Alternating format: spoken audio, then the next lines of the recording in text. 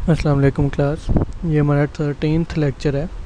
इससे पहले लेक्चर में हमने सप्लाई की डेफिनेशन देखी थी कि सप्लाई और स्टॉक में क्या डिफरेंस होता है, ये देखा था। उसके बाद हमने डिस्कस किया था कि लॉ ऑफ सप्लाई क्या होता है, यानी कि what is the relationship between price and supply that was positive. उसके बाद हमने उस पॉजिटिव रिलेशनशिप को ड्रा किया था, उसका शेड्यूल बनाया था और उस शेड्यूल से हमने सप्लाई कर्व ड्रा किया था। उसके बाद हमने ये देखा था कि मार्केट सप्लाई और इंडिविजुअल सप्लाई में क्या डिफरेंस होता है, और फिर हमने मार्केट सप्लाई और इंडिविजुअल सप्लाई को ड्रा किया था। यहाँ तक हमने लास्ट क्लास में काम किया था। आज हम देखते हैं कि जो क्वांटिटी सप्लाई हम जो प्रोड्यूसर सप्लाई करता है चीज़ को, वो कौन कौन से फैक्टर्स इन्वॉल्व होते हैं उसको इंक्रीज़ या डिक्रीज़ करने में। उसको हम डिटर्मिनेंट्स ऑफ सप्लाई भी बोल सकते हैं। सो डिटर्मिनेंट्स ऑफ सप्लाई इस क्लास में हम डिस्कस करेंगे और एट द एंड देखेंगे कि ये डिटर्मिनेंट्स जो हैं ये आपकी सप्लाई को चेंज कैसे करते हैं।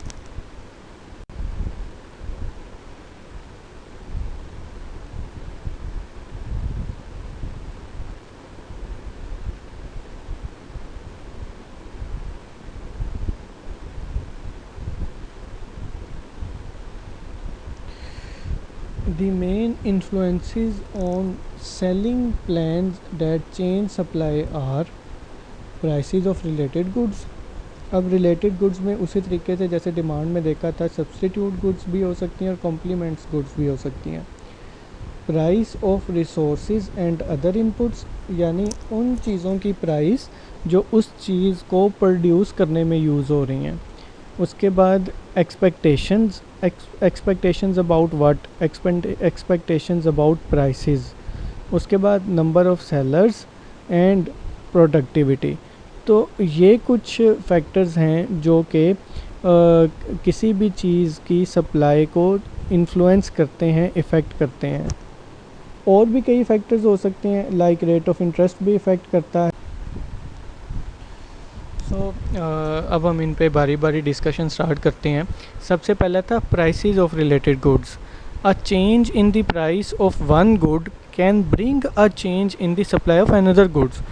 अगर ये रिलेटेड गुड सब्सटीट्यूट हो, सब्सटीट्यूट का हमें पता है कि क्या होती है कि अगर एक चीज़ को दूसरी चीज़ की जगह यूज़ किया जा सके तो वो सब्सटीट्यूट होती है। So substitute in production a good that can be produced in place of another good, for example a truck and an SUV in an auto factory। तो ट्रक और ये एसयूवी जो हैं एक दूसरे के सब्स्टिट्यूट हैं, दोनों वज़न उठाने के काम आते हैं, सामान उठाने के काम आते हैं। तो अगर price of the substitute change होती है तो आपकी प्रोडक्ट पे क्या असर पड़ेगा, हम देखते हैं। The supply of good increase if the price of one of its substitute in the production falls। अगर सब्सटीट्यूट की प्राइस कम होती है तो आपकी गुड की सप्लाई जो है वो इंक्रीज़ हो जाएगी, और अगर सब्सटीट्यूट की जो प्राइस है वो राइज़ होती है तो आपकी गुड की जो सप्लाई है वो डिक्रीज़ हो जाएगी। नेगेटिव रिलेशनशिप है अगर आपकी गुड जो है वो सब्सटीट्यूट है। And if your related good is complement, a good that is produced along with another good, for example straw is the complement in the production of wheat। जैसा कि last class में भी मैंने आपको एग्जांपल दी थी कि ink और pen एक दूसरे के कॉम्प्लीमेंट हैं। सो अगर कॉम्प्लीमेंट प्रोडक्ट या रिलेटेड गुड की चीज़ की प्राइस में इफ़ेक्ट चेंज आता है तो फिर आपकी प्रोडक्ट की सप्लाई कैसे चेंज होगी। The supply of a good increase if the price of one of its complement production rise. Positive relationship है, अगर कॉम्प्लीमेंट की प्राइस बढ़ेगी तो supply of the good increase हो जाएगी। अगर प्राइस ऑफ द कॉम्प्लीमेंट कम होगी तो आपकी गुड की जो सप्लाई है वो कम हो जाएगी। तो सब्सटीट्यूट की सूरत में ये नेगेटिव रिलेशनशिप है और कॉम्प्लीमेंट की सूरत में पॉजिटिव रिलेशनशिप है। So prices of resources and other inputs, यानी कि जो रिसोर्सेज आप यूज़ कर रहे हैं किसी चीज़ को प्रोड्यूस करने में, जिसमें लैंड है, लेबर है, कैपिटल है, ऑर्गेनाइजेशन है, उनकी जो प्राइसेस आप पे करते हैं, और जो रॉ मटेरियल आप यूज़ कर रहे हैं, इनपुट्स यूज़ कर रहे हैं आप अपनी आउटपुट को प्रोड्यूस करने के लिए, उस इनपुट की प्राइस में अगर चेंज आता है, resources and input prices influence the cost of production. अगर आपको रिसोर्सेज की प्राइस ज़्यादा पे करनी पड़ती है तो आपकी सप्लाई कम हो जाएगी, आप कम चीज़ें प्रोड्यूस कर सकेंगे। सारे पैसे आप रिसोर्सेज की प्राइस देने में लगा देंगे तो आप प्रोड्यूस कम चीज़ें करेंगे। इसी तरह से अगर आप रॉ मटेरियल महंगा ख़रीदते हैं, उसके लिए ज़्यादा प्राइस पे करते हैं, तो फिर आपकी सप्लाई कम हो जाएगी।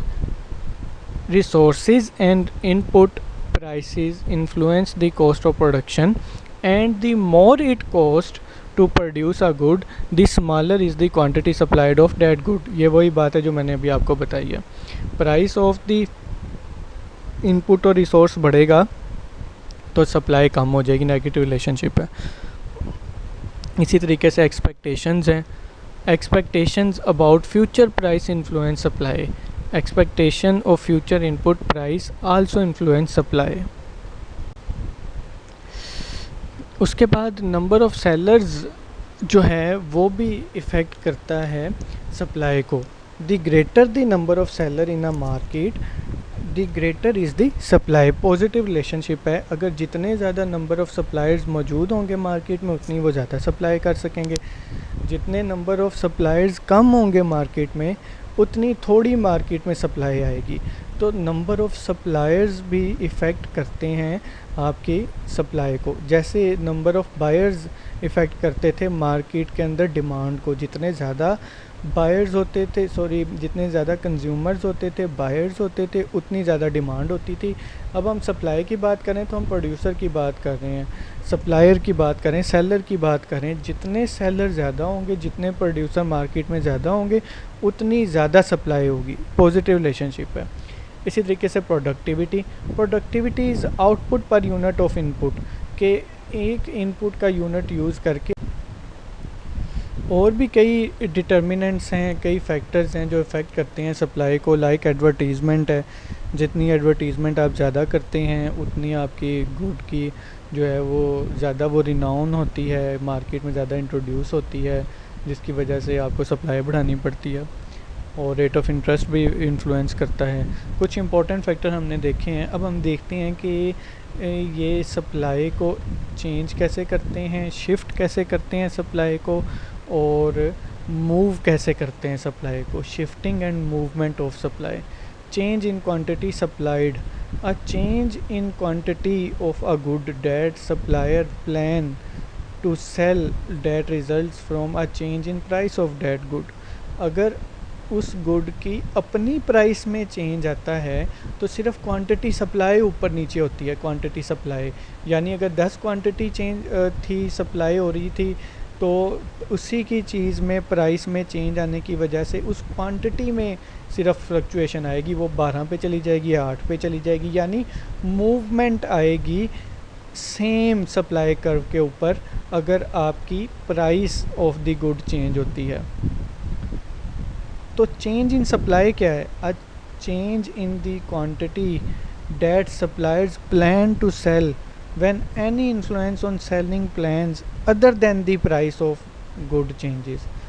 तो ये हुआ था कि सिर्फ क्वांटिटी सप्लाई चेंज हुई थी जब price of the same good change हुई।